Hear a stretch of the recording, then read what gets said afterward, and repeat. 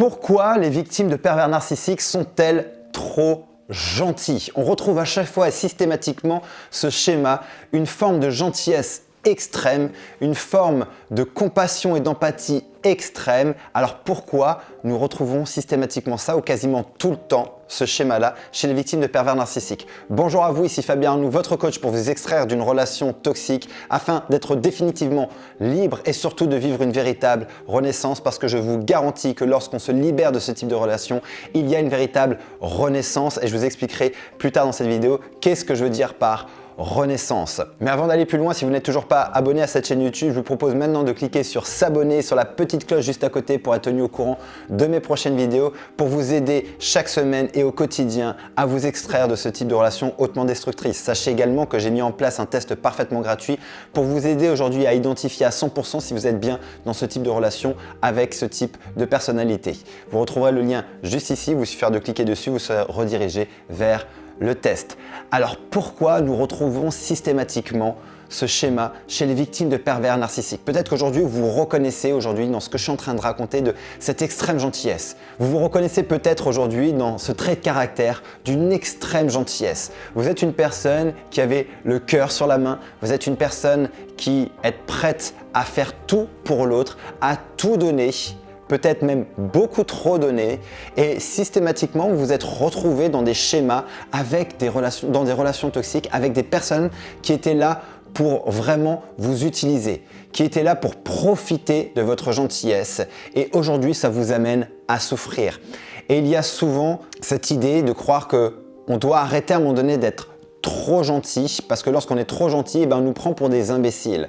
Je crois en fait pas que la gentillesse est un défaut. Au contraire, je crois que la gentillesse est une qualité extraordinaire. Cependant, je crois intimement que la vie est un équilibre et que lorsqu'il y a un excès de quelque chose, c'est qu'il y a un rééquilibrage à faire. Ça ne veut pas dire que vous devez vous changer, ça ne veut pas dire que vous devez changer votre personnalité. Et lorsque je parle de renaissance, il ne s'agit pas ici de devenir une nouvelle personne, une personne différente. Au contraire, je crois que c'est justement revenir à soi et à son essence. Cependant, une fois de plus, je crois que l'excès de gentillesse, l'excès de compassion et l'excès d'empathie veut nous dire quelque chose. Il y a un message à prendre en compte et le message, c'est celui-ci. Lorsqu'il y a un excès, c'est qu'il y a la plupart du temps, dans 95% du temps, une peur derrière.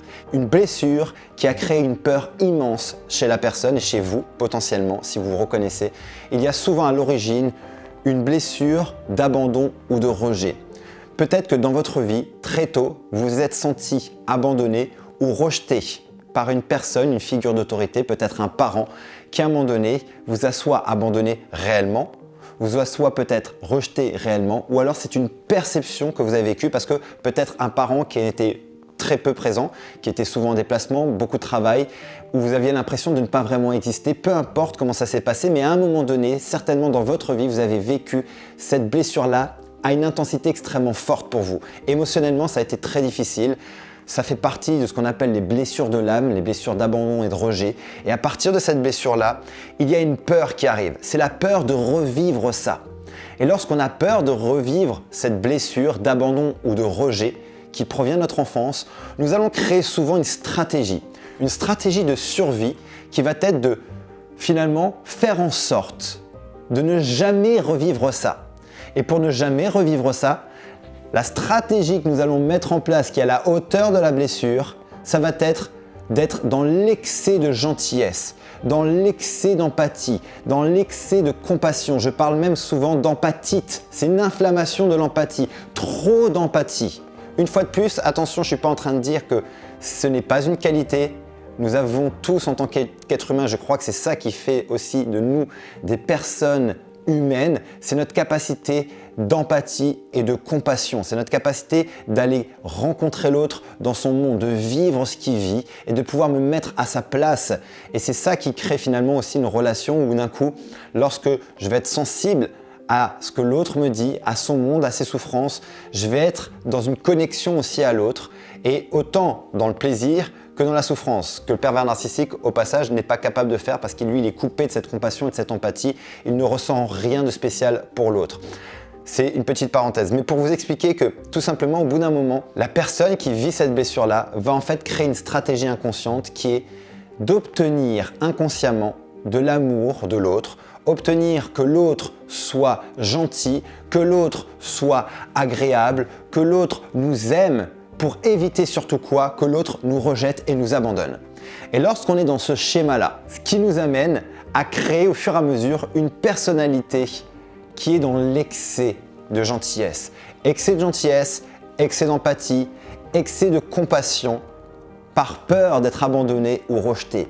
Ce que vous devez donc faire finalement, c'est faire en sorte de travailler sur cette blessure-là. Cette blessure et cette peur d'être abandonné par l'autre, cette peur d'être rejeté par l'autre. Parce que tant qu'on ne va pas dans le moteur, on continue finalement à avoir ce comportement d'excès.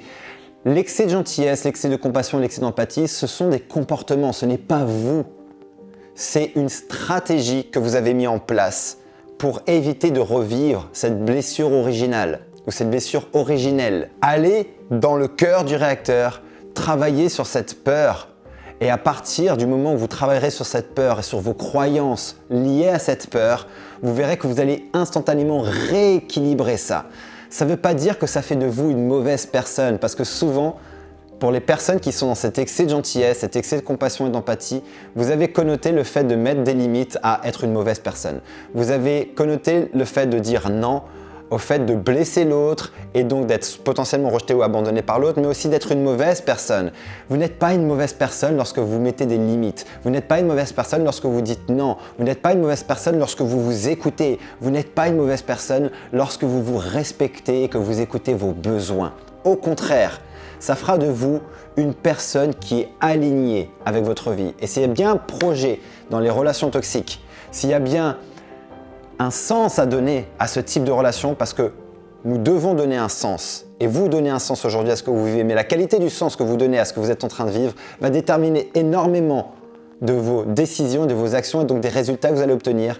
Mais si je peux donner le sens que cette relation toxique n'est pas arrivée par hasard dans ma vie et que cette relation toxique justement va m'aider maintenant à rééquilibrer ma vie, dans le sens où cette personne-là qui vient justement appuyer sur mes blessures, qui vient me faire vivre justement le rejet, il vient me faire vivre l'abandon, tout ce que je ne veux pas vivre, c'est en fait un message de la vie pour vous aider à aller justement faire le travail nécessaire pour reprendre le contrôle de votre vie et vous réaligner avec ce qui est juste et ce qui est important pour vous.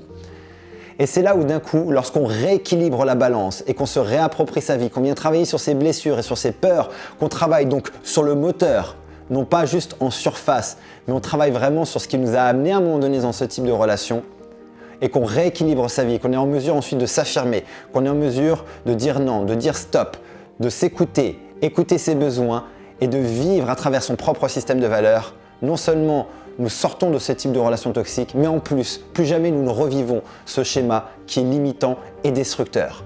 Donc voici ce que je vous propose de faire, c'est d'aller identifier vos peurs, d'aller identifier vos blessures, d'aller les travailler, d'aller les transformer, d'aller les utiliser, d'aller les penser afin de devenir la personne que vous voulez être et qui vous êtes réellement. C'est ça la renaissance. Renaissance, c'est finalement aller guérir de ces blessures. Et quand je dis guérir, ça ne veut pas dire que vos blessures ne sont plus là parce que vos blessures font partie de votre vie, mais elles ne viennent plus diriger votre vie et elles ne viennent plus créer un déséquilibre dans votre vie. Vous avez appris à vivre avec et à enrichir votre vie à partir de vos blessures et de ne plus reproduire ce type de schéma extrêmement destructeur. Et si aujourd'hui c'est quelque chose qui vous intéresse, que vous avez envie de le faire et que vous voulez qu'on le fasse ensemble, ce sera avec un grand plaisir et tout ce qu'il vous reste à faire, c'est de prendre rendez-vous maintenant pour une session diagnostique afin de faire le point sur votre situation. Et si vous êtes 100% déterminé, engagé aujourd'hui à vivre une véritable renaissance, à ne plus vivre ce type de relation et à arrêter de souffrir, à reprendre le contrôle de votre vie, prenez rendez-vous et je vous expliquerai le moyen le plus efficace et le plus rapide pour atteindre cette renaissance. N'hésitez pas également à liker cette vidéo si elle vous a aidé, si elle vous a inspiré, à commenter et à mettre dans les commentaires vos impressions, ce que vous êtes en train de vivre pour pouvoir aider d'autres personnes à travers vos commentaires à avoir des prises de conscience parce que l'objectif de chacune de mes vidéos, c'est de créer au moins un déclic chez une personne, au moins une personne qui pourra se libérer. Pour moi, le job, il sera fait. En attendant, ma prochaine vidéo, mon prochain audio, surtout souvenez-vous et rappelez-vous, vous méritez d'être aimé et vous méritez d'être heureuse. À très bientôt.